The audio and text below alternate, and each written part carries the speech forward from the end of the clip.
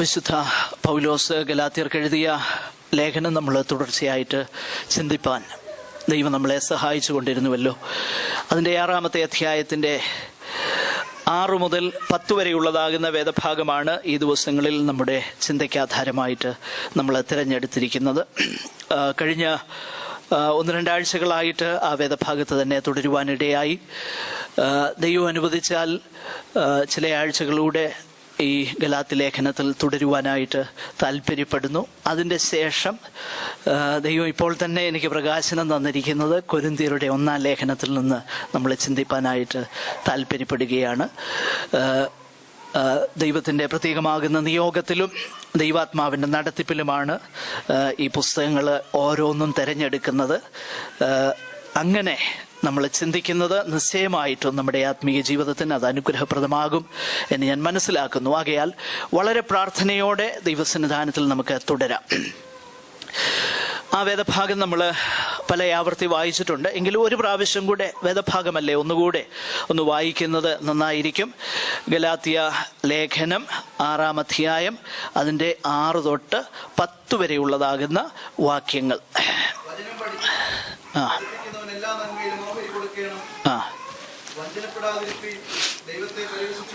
Yes, ആമേൻ, ആമേൻ, ആമേൻ, ആമേൻ. അവസരം കിട്ടുമ്പോൾ നാം എല്ലാവർക്കും വിശേഷാൽ സഹവിശ്വാസികൾക്കും നന്മ ചെയ്യുക. ആമേൻ. ഈ തിരുവചന ഭാഗത്തെ ആധാരമാക്കി കഴിഞ്ഞ ദിവസങ്ങളിൽ തുടർച്ചയായിട്ട് ചിന്തിപ്പാൻ ദൈവം നമ്മളെ സഹായിച്ചു. അവിടുത്തെ പ്രധാനപ്പെട്ട ചിന്ത വിതയും കൊയ്ത്തുമാണ്. Sowing and reaping. ഈ ചിന്തയോടുള്ള ബന്ധത്തിലാണ് നമ്മൾ കഴിഞ്ഞ ദിവസങ്ങളിൽ ഈ വേദഭാഗത്ത് തന്നെ നിന്നുകൊണ്ട് ചിന്തിപ്പാനിടയായി തീർന്നു. വിതയും കൊയ്ത്തുമെന്നുള്ളതാകുന്ന പ്രിൻസിപ്പിൾ, വിതയും കൊയ്ത്തുമെന്നുള്ളതാകുന്ന ആ മാറ്റമില്ലാത്ത തത്വം ദൈവവചനത്തിൽ ഉടനീളം കാണുന്നു. അത് ഈ വേദഭാഗത്തോടുള്ള ബന്ധത്തിൽ 3 പ്രധാനപ്പെട്ട വിഷയങ്ങളാണ് വിതയായും കൊയ്ത്തായിട്ടും നമ്മുടെ ജീവിതത്തിലുണ്ട് ഉള്ളത്. 1 നമ്മൾ കണ്ടു, വചനം പഠിക്കുന്നവൻ പഠിപ്പിക്കുന്നവൻ എല്ലാ നന്മയിലും ഓഹരി കൊടുക്കണം. ദൈവവചന ശുശ്രൂഷയോടും അതിനോടുള്ളതാകുന്ന നമ്മുടെ സപ്പോർട്ടും ആ മനോഭാവം വിതയ്ക്കുകയാണ്. ദൈവവചന ശുശ്രൂഷ, സുവിശേഷം പ്രസംഗിക്കുന്നത്, അതിനോടുള്ള നമ്മുടെ മനോഭാവം, ദൈവവചന പഠനത്തോടുള്ള നമ്മുടെ മനോഭാവം, ഇത് വിതയാണെന്നും അതിന് കൊയ്ത്തുണ്ടെന്നും വചനം നമ്മളെ പഠിപ്പിക്കുന്നു. 2, നമ്മൾ അതിനോട് ബന്ധപ്പെടുത്തി നമ്മൾ ചിന്തിച്ചു, നന്മ ചെയ്യുക എന്നുള്ളത് ഒരു വിതയാണ്, അതിനും കൊയ്ത്തുണ്ട് എന്നുള്ള കാര്യവും നമ്മൾ ചിന്തിച്ചു. ആ 2 കാര്യങ്ങൾ ചേർന്ന് വന്നതുകൊണ്ട് അത് ആദ്യവും അവസാനവുമാണെങ്കിലും നമ്മൾ ഒന്നിച്ച് അത് ചിന്തിപ്പാൻ തക്കവണ്ണമിടയായി തീർന്നു.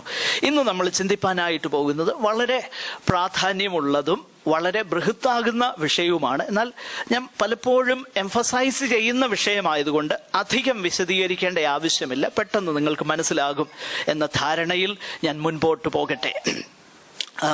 വളരെ പ്രാർത്ഥനയോടെ ദൈവസന്നിധാനത്തിൽ നമുക്ക് ആയിരിക്കാം. സ്തോത്രം. വളരെ പ്രാർത്ഥന നമുക്ക് ആവശ്യമാണ്. വിശേഷിച്ച് നമ്മൾ ദൈവസന്നിധാനത്തിലായിരിക്കുമ്പോൾ നമ്മളെ ഡിസ്ട്രാക്റ്റ് ചെയ്യുവാനായിട്ട് ഒത്തിരി, പ്രത്യേകിച്ച് നമ്മുടെ കുഞ്ഞുങ്ങളെയൊക്കെ, അതുവരെ ഒരു കുഴപ്പമില്ലാതിരുന്ന കുഞ്ഞൊക്കെ അന്നേരം കരയാൻ തുടങ്ങും. കഴിയുമെങ്കിൽ നമുക്ക്, എൻ്റെ അഭിപ്രായത്തിൽ മാതാപിതാക്കളാകുന്ന നിങ്ങൾ ഇതൊന്ന് പരീക്ഷിച്ച് നോക്കിയാൽ, ഇത് വളരെ ഫലപ്രദമായിട്ട് ചില സിസ്റ്റേഴ്സ് അത് പരീക്ഷിച്ചതായിട്ട് എന്നോട് പറഞ്ഞിട്ടുണ്ട്. അതുകൊണ്ടാണ് ഞാൻ നിങ്ങളോട് പറയുന്നത്, ഇതൊന്ന് പരീക്ഷിച്ച് നോക്കിയിട്ട് വാ. അടുത്ത ആഴ്ച തൊട്ട് നമ്മൾ വരുന്നതിന് മുമ്പ്, കർത്താവേ എൻ്റെ കുഞ്ഞിനെ ആ ദൈവവചന ശുശ്രൂഷയുടെ സമയത്തും അല്ലെങ്കിൽ കർത്തൃമേശയുടെ സമയത്തും ഒക്കെ ആ ഡിസ്ട്രാക്ഷൻ ഉണ്ടാക്കി, അതിൻ്റെ കുഴപ്പങ്ങൾ എന്നറിയാം, നമ്മൾ തന്നെ എഴുന്നേറ്റ് പോവും, നമുക്ക് ദൈവവചനം കേൾക്കാൻ കഴിയും. ഇതൊക്കെ പിശാചിൻ്റെ തന്ത്രം. അതുകൊണ്ട് നമ്മളത് വളരെ കർത്താവിൻ്റെ കൃപയിൽ ആശ്രയിച്ച് എല്ലാവരും ഒന്ന് ശ്രദ്ധിച്ച് ചില കാര്യങ്ങളൊക്കെ നമ്മൾ അങ്ങ് ഇഗ്നോർ ചെയ്ത്, മനസ്സിലായി എന്ന് പറഞ്ഞു കഴിഞ്ഞാൽ, ഒരു കുഞ്ഞ് നമ്മുടെ മുഖത്തോട്ട് നോക്കി ഇങ്ങനെ ചിരിച്ചുകൊണ്ടിരുന്ന് കഴിഞ്ഞാൽ അങ്ങോട്ട് നോക്കാതിരിക്കാൻ എനിക്കൊക്കത്തില്ല. പ്രസംഗിച്ചുകൊണ്ടിരിക്കുക എന്നതിൽ ഞാൻ നോക്കിപ്പോവും. അപ്പോൾ നമ്മൾ അതിനെ ഓവർകം ചെയ്യണം. പല കാര്യങ്ങളിൽ ചിലപ്പോൾ ഒത്തിരി നമ്മളെ ഇത് ചെയ്യുമ്പോഴും ഇഗ്നോർ ചെയ്യുക. പിടിച്ചു വെക്കാൻ എപ്പോഴും കഴിഞ്ഞെന്ന് വരികയല്ല, പിടിച്ചു വെക്കാൻ പറ്റുമ്പം പിടിച്ചു വെക്കുക, അല്ലാത്തപ്പോൾ ഇഗ്നോർ ചെയ്യുക. അങ്ങനെ നമ്മൾ ദൈവവചനത്തെ കോൺസെൻട്രേറ്റ് ചെയ്യുക. നമ്മുടെ കുഞ്ഞുങ്ങളെ ദൈവം നമുക്ക് ദാനമായി തന്നതാണല്ലോ. ആ കുഞ്ഞുങ്ങളെ, അതുകൊണ്ട് കുഞ്ഞുങ്ങളുള്ളത് കൊണ്ട് ആരും സഭായോഗത്തിന് വരാതിരിക്കുകയോ അങ്ങനെ ഒന്നും ചെയ്യരുത്. കാരണം ഇത് മാറാൻ ഒരു വഴിയേ ഉള്ളൂ, എല്ലാ മീറ്റിങ്ങിനും ഇവരെ കൊണ്ടുവന്ന് വെച്ചാൽ മതി. അതാണ് ഏറ്റവും നല്ല മാർഗം. അതുകൊണ്ട് തിങ്കളാഴ്ചത്തെ ബൈബിൾ ക്ലാസ്സിനും പിന്നെ വ്യാഴാഴ്ചയുള്ള മീറ്റിങ്ങിനും കുഞ്ഞുങ്ങളും ഉൾപ്പെടെ മാതാപിതാക്കൾ വരാനായിട്ട് ഞാൻ ആവശ്യപ്പെടുകയാണ്. അങ്ങനെ മാത്രമേ നമുക്കതിനെ ഓവർകം ചെയ്ത് പിശാചിൻ്റെ മേൽ ജയമെടുക്കാൻ കഴിയത്തുള്ളൂ. അതുകൊണ്ട് ആ കാര്യത്തിൽ നിങ്ങൾ ശ്രദ്ധിക്കുക. ദൈവം നമ്മെ സഹായിക്കട്ടെ. നമുക്ക് ദൈവവചനത്തിലേക്ക് ശ്രദ്ധിക്കാം. ഞാൻ പറഞ്ഞല്ലോ, അടുത്തതായിട്ട് വിതയും കൊയ്ത്തും എന്നുള്ള പ്രിൻസിപ്പിൾ ഓപ്പറേറ്റ് ചെയ്യുന്ന ഒരു തലം വിശുദ്ധ ജീവിതം എന്നുള്ളതാണ്. ക്രിസ്ത്യൻ ഹോളിനെസ് നമ്മൾ കണ്ടു. Christian ministry of the word, പിന്നെ ക്രിസ്ത്യൻ വെൽ ഡൂവിങ്, നന്മ ചെയ്യുന്നതിനോടുള്ള ബന്ധത്തിൽ. 3, ക്രിസ്ത്യൻ ഹോളിനെസ്, ക്രിസ്തീയ വിശുദ്ധ ജീവിതം. ക്രിസ്തീയ വിശുദ്ധ ജീവിതം എന്നുള്ളത് വിതയും കൊയ്ത്തുമാണ്. വിശുദ്ധ ജീവിതം തനിയെ അങ്ങനെ ഉണ്ടാകുന്ന ഒന്നല്ല എന്ന കാര്യം നമ്മൾ മനസ്സിലാക്കണം. വിശുദ്ധ ജീവിതത്തിന് എഫേർട്ട് ആവശ്യമാണ്, പ്രയത്നം ആവശ്യമാണ്. പക്ഷെങ്കിൽ പ്രയത്നം ഒരു മെറിറ്റ് അല്ല. പ്രയത്നം ദൈവസന്നിധാനത്തിൽ എന്തെങ്കിലും നേടിത്തരാനുള്ള ഗുണമല്ലെന്ന് തിരിച്ചറിയണം. പിന്നെ പ്രയത്നിക്കുവാൻ നമുക്ക് ദൈവം ആ കൃപ തരുന്നതെന്ന് തിരിച്ചറിയണം. പക്ഷെങ്കിൽ ദൈവത്തിൻ്റെ ആത്മാവിന് നാം വിധേയപ്പെടുത്താതെ ദൈവത്തിൻ്റെ പരിശുദ്ധാത്മാവിന് ഒരിക്കലും ഈ പ്രോസസ് ഓഫ് ഹോളിനെസ് നമ്മിൽ ചെയ്യാൻ കഴിയുകയില്ല എന്ന് നമ്മൾ തിരിച്ചറിയണം. അതുകൊണ്ടാണ് റോമാലേഖനം 8-ാം അധ്യായം അതിൻ്റെ 12 മുതലുള്ള വാക്യങ്ങൾ നമ്മൾ വായിച്ചു നോക്കിയാൽ, നാം ജഡത്തെ അനുസരിച്ച് നടക്കേണ്ടതിന് നാം ജഡത്തിനല്ല കടക്കാരായിരിക്കുന്നത്. We have no obligation to the flesh, to our lower nature, to the sinful nature. We do not have any obligation to obey that. It is there, very much there. അവിടെയുണ്ടത്. രക്ഷിക്കപ്പെട്ട ഒരു വ്യക്തിയുടെ ജീവിതത്തിൽ ജഡമുണ്ട്, ആ ലോവർ നേച്ചർ ഉണ്ട്, പാപപ്രകൃതമുണ്ട്. പക്ഷെങ്കിൽ we have no obligation to that. നമ്മൾ അതിന് കടക്കാരല്ല. പിന്നെയോ നമ്മൾ ആത്മാവിനെ അനുസരിച്ച് നടക്കണം. നമ്മുടെ ബാധ്യത ആരോടാ? നമ്മുടെ സമർപ്പണം ആരോടാ? നമ്മുടെ താല്പര്യം ആരോടാ? അത് അനുസരിച്ചാണ് വിശുദ്ധ ജീവിതം എന്ന ഫലം നമ്മൾ കൊയ്യാൻ പോകുന്നത്. ജഡത്തോടാണ് താല്പര്യമെങ്കിൽ അത് നമ്മൾ കൊയ്യും. അല്ല, ആത്മാവിനോടും ആത്മീക വളർച്ചയും ക്രിസ്തീയ പക്വതയുമാണ് നമ്മുടെ താല്പര്യമെങ്കിൽ അത് കൊയ്യും. കാരണം ദൈവത്തിൻ്റെ പരിശുദ്ധാത്മാവിനെ പിക്ചർ ചെയ്തേക്കുന്നത്, ഉപയോഗിച്ചിരിക്കുന്ന മനോഹരമാകുന്ന മെറ്റഫർ, രൂപാലങ്കാരം എന്നുള്ളത് ഡൗ, പ്രാവെന്നാണ്. Gentle dove, the very nature of God's Holy Spirit, ദൈവത്തിൻ്റെ പരിശുദ്ധാത്മാവിൻ്റെ ഒരു പ്രത്യേക സ്വഭാവം എന്നുള്ളത്. ദൈവത്തിൻ്റെ ആത്മാവ് വിശുദ്ധിയുടെ ആത്മാവ് മാത്രമല്ല, ദൈവാത്മാവ് ആരെയും നിർബന്ധിച്ച്, ദൈവാത്മാവ് ആരെയും പ്രേരണ തരുമെന്നല്ലാതെ നിർബന്ധിച്ച് പിടിച്ചുകൊണ്ടു പോകയില്ല. ദൈവത്തിൻ്റെ പരിശുദ്ധാത്മാവിന് വിധേയപ്പെടുത്തുവാൻ ആഗ്രഹിക്കുന്നവരെ ദൈവാത്മാവ് നടത്താൻ തുടങ്ങത്തേയുള്ളൂ. അതുകൊണ്ട് വിശുദ്ധ ജീവിതം എന്നുള്ളത് ഒരു കൊയ്ത്താണ്. വിതയ്ക്കുന്നതിൻ്റെ ഫലമായി നമ്മൾ കൊയ്യുവാൻ പോകുന്നതാണ് വിശുദ്ധ ജീവിതം എന്നുള്ളത് നമ്മൾ ഗ്രഹിച്ചുകൊള്ളണം. ആകട്ടെ, അതിനെക്കുറിച്ച് വളരെയധികം കാര്യങ്ങൾ എനിക്ക് പറയുവാനായിട്ടുണ്ട്. സ്തോത്രം. പ്രിയമുള്ളവരെ, ദൈവം നമ്മളെ രക്ഷിച്ചത് വെറുതെ നമുക്ക് വേണേ ഇങ്ങനെ പറയാൻ കഴിയും, നമ്മളെ രക്ഷിച്ചു, പാപത്തിന്റെ ശിക്ഷയിൽ നിന്ന് നമ്മളെ രക്ഷിച്ചു, നമ്മളെ സ്വർഗത്തിൽ കൊണ്ടുപോകാൻ വേണ്ടി. ശരിയാണത്. അതിന് ഈക്വലന്റ് ആയിട്ട് നമുക്ക് പഴയ നിയമത്തിൽ കാണാൻ കഴിയുന്ന ചരിത്രം ഇസ്രായേൽ മക്കളുടേതാണ്. ഇസ്രായേൽ മക്കളെ ഫറവോന്റെ അടിമത്വത്തിൽ നിന്നും രക്ഷിച്ചു, കനാൻ നാട്ടിലേക്ക് കൊണ്ടുപോകുക. ശരിയാ. എന്നാൽ ദൈവത്തിന് അതിനേക്കാളും വലിയൊരു ഉദ്ദേശം അവരുടെ ജീവിതത്തിൽ ഉണ്ടായിരുന്നു എന്ന് ദൈവത്തിന്റെ വചനം നമ്മളെ പഠിപ്പിക്കുകയാണ്. സ്തോത്രം. എന്തായിരുന്നു ദൈവത്തിന്റെ ഉദ്ദേശം? ഒരു വാക്യം ഒന്ന് വായിച്ചേ, പഴയ നിയമം വായിച്ചിട്ട് പുതിയ നിയമത്തിലേക്ക് നമ്മൾ വരും. പുറപ്പാട് പുസ്തകം 19:5-6 വാക്യങ്ങൾ. ഇന്ന് പ്രഭാതത്തിൽ ഈ ഭാഗം വായിച്ചപ്പോൾ വളരെ ശക്തിയോടെ ആ തിരുവചന ഭാഗം എൻ്റെ ഹൃദയത്തിലേക്ക് വന്നു. ദയവായിട്ടൊന്ന് വായിച്ചേ. നിങ്ങൾ എന്റെ വാക്ക് കേട്ടനുസരിക്കുകയും എന്റെ നിയമം പ്രമാണിക്കുകയും ചെയ്താൽ യെസ്, നിങ്ങൾ എനിക്ക് സകല നോക്കുക, ശ്രദ്ധിക്കണേ. ദൈവം എന്താ ചെയ്തത്? ദൈവം നീട്ടിയ ഭുജത്താൽ, ദൈവം തന്റെ അത്ഭുതങ്ങളാൽ അവരെ വിടുവിച്ചില്ലേ? അവരെ വിടുവിച്ച ആ ദൈവത്തിന് അതേ ശക്തിയുള്ള കരം ഉപയോഗിച്ച് ഇവരെ അനുസരിക്കുന്നവരാക്കി തീർത്താൽ പോരായിരുന്നോ? അങ്ങനെ ദൈവം ചെയ്തില്ല. അങ്ങനെയെങ്കിൽ അത് ദൈവസ്നേഹത്തിന്റെ അടിസ്ഥാനത്തിലുള്ളതല്ല. ഇവരെന്താ ചെയ്യേണ്ടത്? ദൈവം അവരെ ടൈം ആൻഡ് ടൈം അഗെയിൻ ഓർപ്പിക്കുന്ന ഒരു കാര്യമുണ്ട്. നിങ്ങൾ എവിടായിരുന്നൊന്ന് ഓർത്തേ. ഫറവോന്റെ അടിമത്വത്തിൽ ആ ഫയറി ഫർണസിൽ, അഗ്നിച്ചൂളയിലായിരുന്നു. അവിടെ നിന്ന് നിങ്ങൾ വിചാരിച്ചാലും വിടുവിക്കാൻ ഒക്കത്തില്ല, വേറെ ആര് വിചാരിച്ചാലും വിടുവിക്കാൻ ഒക്കത്തില്ല. ലോകത്തിൽ ഒരു ശക്തി വിചാരിച്ചാലും നിങ്ങളെ വിടുവിപ്പാൻ, ഞാനിത് പറയുന്ന ആശയം വേദപുസ്തകത്തിലുണ്ട്, ആര് വിചാരിച്ചാലും ചിന്തിച്ചാലും നിങ്ങളെ വിടുവിപ്പാൻ ഒക്കെയില്ല. പക്ഷെ ഞാൻ എന്ത് ചെയ്തു? ഞാൻ നീട്ടിയ ഭുജത്താൽ ഫറവോന്റെ നുകം നിങ്ങളുടെ തോളിൽ നിന്ന് നീക്കി. ഇത് തന്നെയാ ദൈവം രക്ഷാപദ്ധതിയിൽ ചെയ്തത്. നമ്മെ രക്ഷിക്കാൻ ആര് വിചാരിച്ചാലും കഴിയത്തില്ല. ഞാൻ വിചാരിച്ചാൽ എന്നെ രക്ഷിപ്പാൻ കഴിയത്തില്ല. ഈ നുകം എനിക്ക് വലിയ ഭാരമായിരുന്നു. ഞാൻ അതിന്റെ അടിമത്വത്തിൽ വിങ്ങി വിലപിച്ച് ഉഴന്ന് ഞാൻ നടന്നിരുന്നു. എന്നെ രക്ഷിപ്പാൻ എനിക്ക് കഴിയത്തില്ല, ലോകത്തിൽ ആര് ചിന്തിച്ചാലും കഴിയത്തില്ല. അങ്ങനെ കഴിയാതെ ഇരുന്ന ഒരു കാര്യം ദൈവം കരുണ തോന്നി ദൈവമായിട്ട് ചെയ്തു. അതാണ് രക്ഷയുടെ അനുഭവം. എന്നാൽ അതിന്റെ ശേഷം ദൈവം പറയുക, കുഞ്ഞെ, നിന്നെ രക്ഷിച്ചു, കാര്യമൊക്കെ ശരിയാ, പക്ഷെങ്കിൽ അതിന് എനിക്കൊരു വലിയ ഉദ്ദേശമുണ്ട്. സ്വർഗത്തിൽ കൊണ്ടുപോകാൻ ആ കാര്യം ശരിയാ, പക്ഷെങ്കിൽ അതിനു മുൻപേ നീ ഭൂമിയില്ല. നീ കനാനി പോകും, കാര്യം ശരിയാ, പക്ഷെ അതിനു മുൻപേ നീ മരുഭൂമിയില്ല. അതുകൊണ്ട് നിന്നെ ഞാൻ എന്താക്കാനാ ഉദ്ദേശിക്കുന്നത് ഇവിടെ? ആ കാര്യമാണ് അവിടെ നമ്മൾ വായിച്ചത്. ഒന്ന് വായിച്ചേ, അതിന്റെ അടുത്ത വാക്യം, 6-ാം വാക്യം.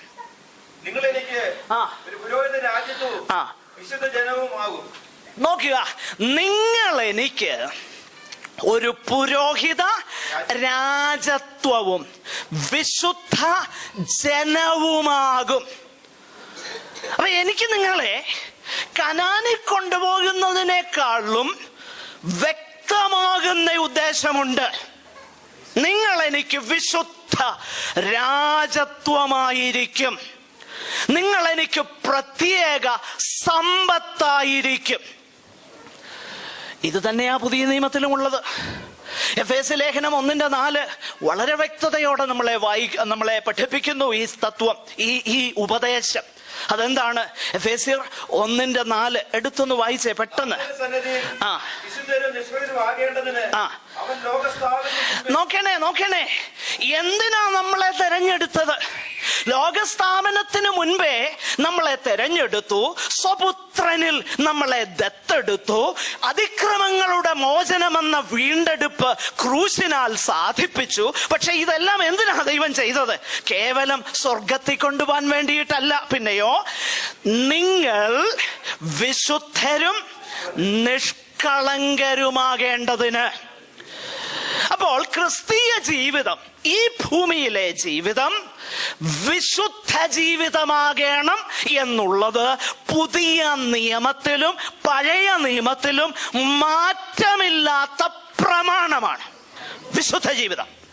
ഈ വിശുദ്ധ ജീവിതം എന്നത് ഞാൻ പറഞ്ഞല്ലോ, ദൈവം തന്റെ ആത്മാവിനാൽ നമ്മിൽ ചെയ്യുന്ന കാര്യം നമുക്ക് പറ്റത്തില്ല.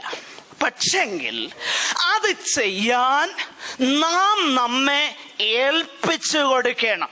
അങ്ങനെ നാം മനഃപൂർവമായി നമ്മുടെ ശരീരത്തെ, നമ്മുടെ മനസ്സിനെ, നമ്മെ പൂർണ്ണമായി ദൈവത്തിനും അവിടുത്തെ പരിശുദ്ധാത്മാവിനും ഏൽപ്പിച്ചു ഒപ്പിച്ചു കൊടുക്കുന്നതാണ് ആത്മാവിൽ വിതയ്ക്കുക എന്നതിനാൽ അർത്ഥമാക്കുന്നത്. വിശുദ്ധ ജീവിതം എന്ന് പറയുമ്പോൾ പെട്ടെന്ന് അത് മനസ്സിലാകാൻ വേണ്ടിയിട്ട് ദൈവവചനപ്രകാരം ഞാൻ ഒരു കാര്യം പറയാം. യേശു കർത്താവ് ഇങ്ങനെ പറഞ്ഞു, ദൈവമേ, പിതാവേ, അവിടുത്തെ വചനത്താൽ ഇവരെ വിശുദ്ധീകരിക്കണമേ. എന്നാൽ അതിന്റെ മുൻപ് യേശു ഇങ്ങനെ പറഞ്ഞു. യോഹന്നാന്റെ സുവിശേഷം 17-ാം അധ്യായം അതിന്റെ 17 മുതലുള്ളതാകുന്ന വാക്യങ്ങളിൽ ഇങ്ങനെ നമ്മൾ വായിക്കുന്നു, ഞാൻ അവർക്കു വേണ്ടി എന്നെ തന്നെ, വായിച്ചേ, അവരെ ലോകത്തിൽ നിന്ന് എടുക്കണമെന്നല്ല, ദുഷ്ടന്റെ കയ്യിൽ അകപ്പെടാതെ വണ്ണം കാത്തുകൊള്ളണം എന്നത്രേ ഞാൻ അപേക്ഷിക്കുന്നത്. ഞാൻ ലൗകികനല്ലാത്തതുപോലെ അവർ ലൗകികന്മാരല്ല. സത്യത്താൽ അവരെ വിശുദ്ധീകരിക്കണമേ. നിന്റെ വചനം സത്യമാകുന്നു. നീ ലോകത്തിലേക്ക് അയച്ചതുപോലെ ഞാൻ അവരെയും ലോകത്തിലേക്ക് അയച്ചിരിക്കുന്നു. അവരും സാക്ഷാൽ വിശുദ്ധീകരിക്കപ്പെട്ടവർ ആകേണ്ടതിന് ഞാൻ അവർക്ക് വേണ്ടി എന്നെ തന്നെ. നോക്കുക, അവര് വിശുദ്ധീകരിക്കപ്പെട്ടവർ ആകേണ്ടതിന് ഞാൻ എന്ത് ചെയ്യുന്നു? എന്നാ ഇതിന്റെ അർത്ഥം? ശ്രദ്ധിക്കണേ. കർത്താവ് പറഞ്ഞു, ഞാൻ എന്നെ വിശുദ്ധീകരിക്കുക. എന്തിനാ എന്നെ വിശുദ്ധീകരിക്കുന്നത്? അവരും എന്ത് ചെയ്യണം? വിശുദ്ധീകരിക്കപ്പെട്ടവരാണ് എന്ന് പറഞ്ഞാൽ ഇതിന്റെ അർത്ഥം എന്താ? നമ്മുടെ കർത്താവിൽ എന്തേലും അശുദ്ധി ഉണ്ടായിരുന്നു? നമ്മുടെ കർത്താവിൽ ഒരശുദ്ധിയും ഇല്ലായിരുന്നു. പിന്നെന്താ വിശുദ്ധീകരിക്കുക എന്ന് പറഞ്ഞ അർത്ഥം? ഞാൻ വളരെ വ്യക്തമാക്കാം. വിശുദ്ധീകരിക്കുക എന്ന് പറഞ്ഞാൽ അതിൻ്റെ ഒരർത്ഥമെന്നല്ല, പ്രധാനപ്പെട്ട അർത്ഥം. ഈ കപ്പ് വിശുദ്ധമാ എന്ന് ഞാൻ പറയും. എന്തുകൊണ്ടാ വിശുദ്ധം? ആ കപ്പിൽ നിങ്ങളൊരു മൈക്രോസ്കോപ്പിന്റെ കീഴിൽ വെച്ച് പരിശോധിച്ചാൽ അതിനകത്ത് ഒത്തിരി ജേംസ് ഒക്കെ കണ്ടെന്നിരിക്കാം. പക്ഷെ ഞാൻ പറയുന്നു അത് വിശുദ്ധമാണ്. എന്തുകൊണ്ടാ വിശുദ്ധം? അത് വിശുദ്ധമായിരിക്കുന്നതിന്റെ കാരണം ആ കപ്പ് ഈ ഒരു ശുശ്രൂഷയ്ക്കല്ലാതെ ഇത് ചായ കുടിക്കാനും നാരങ്ങാവെള്ളം കുടിക്കാനും ഉപയോഗിക്കുന്നില്ല. എന്ന് പറഞ്ഞാൽ കർത്തൃമേശ നടത്താനായി അതിനെ വിശുദ്ധീകരിച്ചേക്കുകയാണ്. ഒന്നുകൂടെ പറയാം, കർത്തൃമേശയ്ക്കു വേണ്ടി അതിനെ വേർതിരിച്ചിരിക്കുകയാണ്. അപ്പൊ വിശുദ്ധീകരണം എന്ന് പറഞ്ഞാൽ വാക്കിന്റെ അർത്ഥം മനസ്സിലായോ? വിശുദ്ധീകരിക്കുക എന്ന് പറഞ്ഞാൽ ഒരു പ്രത്യേക ഉദ്ദേശത്തിനു വേണ്ടി മാത്രം, വേറെ ഒരു ഉദ്ദേശവും അതിനില്ല. ഇതിനകത്ത് മറ്റൊന്നും നമ്മൾ ഒഴിക്കുകയില്ല. കാരണം എന്ത്? ഇതാ ഉദ്ദേശത്തിന് വേണ്ടി വിശുദ്ധീകരിക്കപ്പെട്ടതാ. എന്ന് പറഞ്ഞാൽ ഒരു പ്രത്യേക ഉദ്ദേശത്തിന് വേണ്ടി ഒരു കാര്യത്തെ വേർതിരിക്കുന്നതാണ് വിശുദ്ധീകരണം. യേശു പറയുകയാണ്, ഞാൻ എന്നെ തന്നെ വിശുദ്ധീകരിച്ചു. എന്താണ് അതിന്റെ അർത്ഥം? അതിന്റെ അർത്ഥം ഇതാണ്: ഞാൻ ഇവർ രക്ഷിക്കപ്പെടേണ്ടതിന്, ഇവർ നിത്യജീവൻ അനുഭവിക്കേണ്ടതിന്, ഇവർ സ്വർഗത്തിൽ എൻ്റെ ഒപ്പം എന്നേക്കും കൂട്ടായ്മ അനുഭവിക്കേണ്ടതിന് ഞാൻ എന്നെ തന്നെ വിശുദ്ധീകരിച്ചു, വേർപെടുത്തി നിർത്തി. എന്തിനു വേണ്ടി? ഇവർക്കു വേണ്ടി ഞാൻ മരിക്കാൻ എന്നെ പൂർണ്ണമായി ഞാൻ കൊടുത്തു. അതുകൊണ്ട് അവരും വിശുദ്ധീകരിക്കപ്പെടാൻ പോകുക. പറയുന്ന മനസ്സിലാവുന്നുണ്ടോ? ഞാൻ എന്നെ അവർക്ക് വേണ്ടി വേർതിരിച്ചു, വിശുദ്ധീകരിച്ചു. ഉദ്ദേശം എന്താ? അവർ എനിക്ക് വേണ്ടി വിശുദ്ധീകരിക്കപ്പെടണം. മനസ്സിലായോ? വിശുദ്ധീകരണം എന്ന് പറഞ്ഞാൽ അതിൻ്റെ വളരെ അടിസ്ഥാനപരമാകുന്ന അർത്ഥം ദൈവത്തിന് വേണ്ടി നമ്മളെ വേർതിരിക്കുക എന്നാണ്. വേർപാടിനു വേണ്ടി ജീവൻ വരെ കൊടുത്ത ഒരു മാർഗമാണിതെന്നുള്ളത് നമ്മൾ മനസ്സിലാക്കണം. ക്രിസ്തു സഭയുടെ ചരിത്രം ഞാൻ ഈ ദിവസങ്ങളിൽ മനോഹരമാകുന്ന ഒരു നരേറ്റീവ് വായിച്ചുകൊണ്ടിരിക്കുക. 16-17 നൂറ്റാണ്ടുകളിൽ യൂറോപ്യൻ കോണ്ടിനെന്റിൽ പ്രത്യേകിച്ച് ഇംഗ്ലണ്ടിൽ ഡിസെൻഡേഴ്സ് എന്ന് പറയുന്ന ഒരു ഗ്രൂപ്പ് ഉണ്ടായിരുന്നു. ഡിസെൻഡേഴ്സ്, വിയോജിതന്മാർ. അവർ ഡിസെൻഡ് ചെയ്തു, പല കാര്യങ്ങളിൽ അവർ ഡിസെൻഡ് ചെയ്തു. ആ നാമധേയ സഭയുടെ പല കാര്യങ്ങൾക്കും അവർക്ക് കൺഫേം ചെയ്യാൻ ഒക്കുന്നില്ല. അവരെ നോൺ കൺഫോമിസ്റ്റ് എന്നായിരുന്നു വിളിച്ചിരുന്നത്. മാത്രമല്ല അവരെ സെപ്പറേറ്റിസ്റ്റ് എന്ന് വിളിച്ചിരുന്നു, വേർപെട്ടവർ. പല കാര്യങ്ങളും വേർപെട്ടു. സഭയിൽ നടന്നിരുന്ന പല കാര്യങ്ങളോടും അവർ വേർതിരിഞ്ഞു. അവർക്ക് നേരിടേണ്ടി വന്ന പീഠ എത്ര വലുതായിരുന്നെന്ന് ഞാൻ വായിച്ചപ്പോൾ എൻ്റെ കണ്ണു തള്ളിപ്പോയി. പലരെയും many were burned at the stake. അതായത് തൂണെ കെട്ടി നിർത്തി വിറകടുക്കി തീ കൊടുത്തു ശിക്ഷയായിട്ട്. പലരുടെ ശിരച്ഛേദം ചെയ്തു, പലരെ പരസ്യമായി തൂക്കിക്കൊന്നു. പിന്നെ കുറെ കഴിഞ്ഞപ്പം ഇവരോട് പറഞ്ഞു, ഇംഗ്ലണ്ട് വിട്ടു പൊക്കോണം. ഗത്യന്തരമില്ലാതെ ഹോളണ്ടിലേക്ക് പോയി. അവിടെ അല്പമൊക്കെ സ്വാതന്ത്ര്യം ഉണ്ടായിരുന്നു. എന്നാൽ അവിടെയും അധികകാലം നിൽക്കാൻ കഴിഞ്ഞില്ല. ആ കൂട്ടർ 17-ാം നൂറ്റാണ്ടിൽ മേ ഫ്ലവർ എന്ന് പറയുന്ന ഷിപ്പിൽ യാത്ര ചെയ്ത് അമേരിക്കയില് അന്ന് കോളനൈസേഷൻ ആരംഭിച്ച സമയമാണ്. ഈസ്റ്റ് കോസ്റ്റിലുള്ള ന്യൂ ഇംഗ്ലണ്ട് എന്ന് അവർ പിന്നീട് പേര് വിളിച്ച പ്ലിമത്ത് എന്ന തുറമുഖത്ത് ചെന്നെത്തി. അവരെയാണ് പിൽഗ്രിം ഫാദേഴ്സ് എന്ന് പറയുന്നത്. ഞാൻ പറഞ്ഞതിന്റെ താല്പര്യം, എൻ്റെ പ്രിയരെ, വിശുദ്ധ ജീവിതത്തിനു വേണ്ടി, നോൺ കൺഫേമിറ്റിക്ക് വേണ്ടി എന്തു വിലയും കൊടുക്കുവാൻ തയ്യാറായ മാർഗമാണ് പെന്തക്കോസ്ത് മാർഗം. മറന്നുപോകരുതേ, എന്തു വിലയും കൊടുക്കുവാൻ, ഏതു വിലയും, ജീവൻ തന്നെ കൊടുത്തും കൺഫേം ചെയ്യുവാൻ, ലോകത്തിന്റെ സ്റ്റാൻഡേർഡിനോട് കൺഫേം ചെയ്യുവാൻ ഞങ്ങൾ ഒരുക്കമല്ല. ലോകത്തിന്റെ ഒരു മാതൃകയും ഞങ്ങൾക്ക് ആവശ്യമില്ല. എൻ്റെ പ്രിയരെ, ആ മാർഗമാണ് ക്രിസ്തു മാർഗം. വിശുദ്ധീകരണത്തിനു വേണ്ടി അല്ലെങ്കിൽ പിന്നെ എന്തിനാ നമ്മൾ ഈ വേഷം കെട്ടുന്നത്? വിശുദ്ധീകരണത്തിനു വേണ്ടി അല്ലെങ്കിൽ പഴയതായിരുന്നു ഇതിലും നല്ലത്. വേർപെടുക, അവരുടെ ഇടയിൽ നിന്ന് വേർപെട്ടു പോരുവിൻ, അശുദ്ധമായത് ഒന്നും തുടരുത്, എന്നാൽ ഞാൻ നിങ്ങൾക്ക് പിതാവും നിങ്ങൾ എനിക്ക് ജനവുമായിരിക്കും. അപ്പോൾ വിശുദ്ധീകരണം എന്ന് പറഞ്ഞാൽ ഡൂസ് ആൻഡ് ഡോൺസിൽ ഒതുങ്ങുന്നതല്ല വിശുദ്ധീകരണം.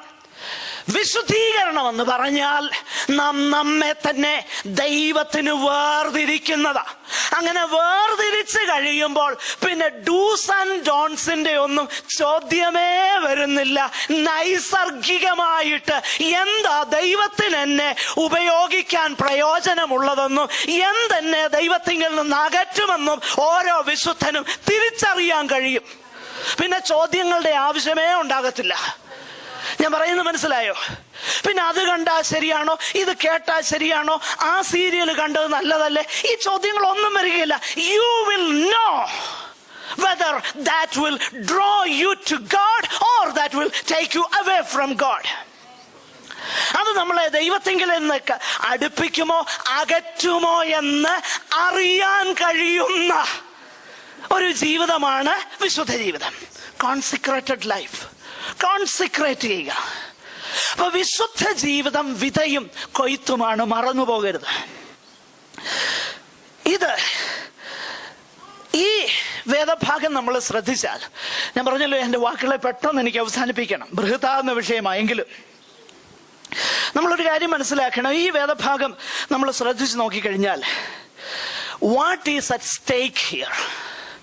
അവിടെ പറയുന്നു, ആത്മാവിൽ വിതച്ചാൽ നിത്യജീവൻ കൊയ്യും, ജഡത്തിൽ വിതച്ചാൽ എന്ത് ചെയ്യും? നാശം കൊയ്യും. അപ്പോൾ this is what at stake here. ഇതാണ് പ്രാധാന്യമുള്ള വിഷയം. Either life or ruin. ഒന്നുകിൽ നിത്യ ജീവൻ അല്ലെങ്കിൽ നാശം കൊയ്യും. നമുക്ക് ഏതാ വേണ്ടിയതെന്ന് തീരുമാനിക്കാനുള്ള സകല സ്വാതന്ത്ര്യവുമുണ്ട് ഇവിടെ. എല്ലാ സ്വാതന്ത്ര്യമുണ്ട്. അതിനേതുതകുമെന്നും തീരുമാനിക്കാനുള്ള സ്വാതന്ത്ര്യം എനിക്കുണ്ട്. വിശുദ്ധ ജീവിതത്തിന് എനിക്ക് വിശുദ്ധന്മാരുടെ കൂട്ടായ്മ ഉതകും എന്നെനിക്കറിയാം. പക്ഷെ അത് വേണോ വേണ്ടായോ എന്നുള്ള തീരുമാനിക്കാനുള്ള ശക്തിയും അധികാരവും എനിക്കുണ്ട്. ആർക്കും എന്നെ ഒന്നും ചെയ്യാനൊക്കെയില്ല. IPC ഫെയ്ത്ത് സെന്ററിലെ കമ്മിറ്റിയോ പാസ്റ്ററോ അല്ല എനിക്ക് ചെലവിന് തരുന്നത്. I know what I should decide four. സ്വാതന്ത്ര്യമുണ്ട്. പക്ഷെ ഒരു കാര്യം മനസ്സിലാക്ക്, സ്വാതന്ത്ര്യമുണ്ട്, പക്ഷെങ്കിൽ നമ്മൾ കൊയ്യാൻ പോകുകയാ. കൊയ്ത്തെന്നുള്ളത് ഉടനെ അല്ല കിട്ടുന്നത്. കൊയ്ത്തിന് സമയമെടുക്കും. അതുകൊണ്ട് അതിൻ്റെ കൃത്യ സമയത്ത് നമ്മൾ കൊയ്യും. എൻ്റെ ആത്മീക ജീവിതത്തിനും എന്നെ ദൈവത്തോട് അടുപ്പിക്കുന്നതിനും പ്രയോജനമുള്ളത് ഞാൻ ഇന്ന് വിതച്ചാൽ ഞാൻ നാളെ നിത്യജീവൻ കൊയ്യും. അല്ല, മറ്റേതാ ഞാൻ തെരഞ്ഞെടുക്കുന്നതെങ്കിൽ നാളെ ഞാൻ നാശം കൊയ്യാൻ പോകുകയാണ്. ഇത് മറന്നു പോകരുത് പ്രിയരെ. എൻ്റെ പൊന്ന് പ്രിയപ്പെട്ടവരെ, ഞാൻ ആത്മാർത്ഥമായി നിങ്ങളെ സ്നേഹിക്കുന്നു. നിങ്ങൾ ഓരോരുത്തരുടെയും പേര് പറഞ്ഞ് മിക്കവാറും എല്ലാ ദിവസവും ഞാൻ പ്രാർത്ഥിക്കുന്നു. എനിക്ക് ഒരാഗ്രഹമേ ഉള്ളൂ നിങ്ങളെ കുറിച്ച്. നിങ്ങളോട് ഞാൻ വചനം പ്രസംഗിക്കുകയും ഓരോ ആഴ്ചയിലും ദൈവവചനം നിങ്ങൾ കേൾക്കുകയും ചെയ്തിട്ട് നിങ്ങളാരും നിത്യത നഷ്ടമാകാൻ ഇടയാകരുതെന്ന ഒറ്റ പ്രാർത്ഥനയെ എനിക്കുള്ളൂ. ബാക്കി ഒരു വിഷയവും എനിക്ക് വിഷയമല്ല. ബാക്കി കാര്യമൊക്കെ തരാൻ ദൈവത്തിന് കഴിയുമെന്ന് എനിക്കറിയാം. എൻ്റെ വിഷയം അതാ. ഞാൻ ദൈവസന്നിധാനത്തിലായി വാക്ക് പറയുന്നത്. പ്രിയരെ, നാം വളരെ സീരിയസ് ആയിട്ട് ഈ കാര്യം മനസ്സിലാക്കണം. ഗലാത്യ ലേഖനത്തിന്റെ 5-ാം അധ്യായത്തിൽ ഒരു ബാറ്റിൽ ഫീൽഡ് പോലെയാണ് അതിനെ ചിത്രീകരിച്ചേക്കുന്നത്, ആത്മാവും ജഡവും. ഗലാത്യ ലേഖനം 6-ാം അധ്യായത്തിലേക്ക് വരുമ്പോൾ ഒരു വിതയ്ക്കുന്ന സ്ഥലമായിട്ടാണ് അതിനെ ചിത്രീകരിച്ചേക്കുന്നത്, ജഡവും ആത്മാവും. എവിടെ നമ്മൾ വിതയ്ക്കുമോ അവിടെ നിന്ന് കൊയ്യും. എന്തു വിതയ്ക്കുമോ അത് കൊയ്യും. ഈ കാര്യത്തിൽ ദൈവത്തെ പരിഹസിപ്പാൻ ഒക്കെയല്ലെന്ന് പൗലോസ് ആദ്യമേ പറഞ്ഞു. God is not mocked. തെളിവുകൾ ഒത്തിരി പറയാനുണ്ട്, സംഭവങ്ങൾ ഒത്തിരി പറയാനുണ്ട്, പക്ഷെ എനിക്ക് സമയമില്ല. എന്നാൽ ദൈവത്തിന്റെ വചനത്തിലേക്ക് പെട്ടെന്ന് നമ്മുടെ ചിന്ത മുൻപോട്ട് കൊണ്ടുപോകാം. എന്താണ് ജഡത്തിന് വിതയ്ക്കുക എന്ന് പറഞ്ഞ? ജഡമെന്ന് പറഞ്ഞാൽ ഞാൻ പറഞ്ഞു നമ്മുടെ ലോവർ നേച്ചറാ, നമ്മുടെ പാപപ്രകൃതമാ, അത് നമ്മിലുണ്ട്. അതിന് വിതയ്ക്കുക എന്ന് പറഞ്ഞാൽ അതിന് പ്രോത്സാഹനം കൊടുക്കുന്ന ചിന്തയോ വാക്കോ പ്രവൃത്തിയോ വായനയോ കാഴ്ചയോ ഇതെല്ലാം ജഡത്തിൽ വിതയ്ക്കുക. മനസ്സിലാക്കണേ, മോഹങ്ങൾ ജനിക്കുമാറ് ജഡത്തിനായി ചിന്തിക്കരുത്. Do not think how to gratify the desires of the flesh. അപ്പോ എൻ്റെ ഈഗോയെയും എൻ്റെ ധാർഷ്ട്യഭാവത്തെയും എൻ്റെ അഹംഭാവത്തെയും എൻ്റെ വൈശികിക ആസക്തിയെയും പ്രോത്സാഹിപ്പിക്കുന്ന വായനയോ വാക്കുകളോ പ്രവൃത്തിയോ ചിന്തയോ എല്ലാം ഞാൻ ജഡത്തിന് വിതയ്ക്കുകയാണ്. മനസ്സിലായോ? ജഡത്തിന് വിതയ്ക്കാന്ന് പറഞ്ഞല്ലാത്ത ഞാൻ അതിനെ പ്രോത്സാഹിപ്പിക്കാൻ ചെയ്യുന്ന കാര്യമെല്ലാം ജഡത്തിൽ ഞാൻ വിതയ്ക്കുക. അങ്ങനെ ചെയ്തു കഴിഞ്ഞാൽ എന്താ സംഭവിക്കുന്നതെന്നറിയോ? ഞാൻ നാശം കൊയ്യും. പക്ഷെ പ്രശ്നം അതല്ല. പലപ്പോഴും ഈ ജഡത്തിൽ വിതയ്ക്കുന്നത് സന്തോഷമാണെന്നുള്ളതാ. വേദപുസ്തകം നമ്മളെ പഠിപ്പിക്കുന്ന ഒരു കാര്യമുണ്ട്. പാപത്തിന്റെ തൽക്കാല ഭോഗം, എബ്രായലേഖനം 11-ാം അധ്യായം 27 മുതലുള്ള വാക്യങ്ങൾ വായിച്ചാൽ, പാപത്തിൻ തൽക്കാല ഭോഗത്തേക്കാൾ the fleeting disarm, the fleeting pleasures of sin. Pleasures. പാപത്തിന് എന്തുണ്ട്? പ്ലഷർ ഉണ്ട്. പക്ഷെ ഒരു കാര്യം മനസ്സിലാക്കണം, പാപത്തിന്റെ പ്ലഷർ അത് നൈമഷികമാ പ്രിയരെ, നൈമഷികം. അതിന് പ്ലഷർ ഇല്ലെന്നല്ല ഞാൻ പറയുന്നത്, അതിന് പ്ലഷറുണ്ട്. എന്നാൽ ഭക്തനാകുന്ന ഒരു ക്രൈസ്തവ കവി എഴുതിയ പാട്ട് എനിക്ക് ഭയങ്കര സന്തോഷം. ഒരടി സമയമില്ലേലും ഞാനങ്ങ് പാടാൻ പോകുകയാണ്. സന്തോഷം തരുന്ന ആ കാര്യം ആരുന്നത്? ആ പാട്ടിങ്ങനെ: സന്തോഷമെന്നു പേയിൻ വഴി നടന്നേൻ, സന്തോഷമെന്നു പേയിൻ വഴി നടന്നേ, അതു ചതിവന്നുണർന്നു നിന്നോടടുത്തു വന്നേ, അതു ചതിവന്നുണർന്നു നിന്നോടടുത്തു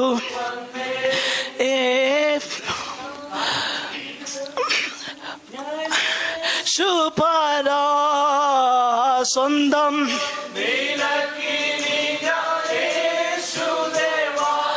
പാപബന്ധം നീക്കെന്നിൽ നിന്നൻ പ്രിയനാഥ, പാപബന്ധം നീക്കെന്നിൽ നിന്നൻ.